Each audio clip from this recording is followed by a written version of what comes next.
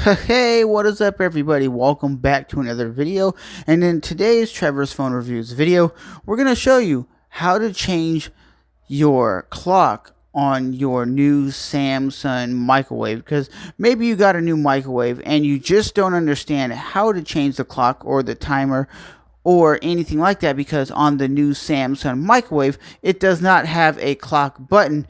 So we're going to explain to you what you do in this quick HD tutorial. So let's go, baby. So right up here, guys, you're just going to hold the power level button. So you hold the power button down for 3 seconds, and as you can see, it blinks, and then you go set your time by hitting the power button again, which will say AM PM, and then you hit start, and there you go, how you set your new Samsung microwave. And I will say it is a glossy finish, so it will bring fingerprints. But that is a quick Trevor's Phone Reviews video on how to change your microwave time. Just remember, on the microwave it says 3 seconds, as you can see right there, and you hold for 3 seconds.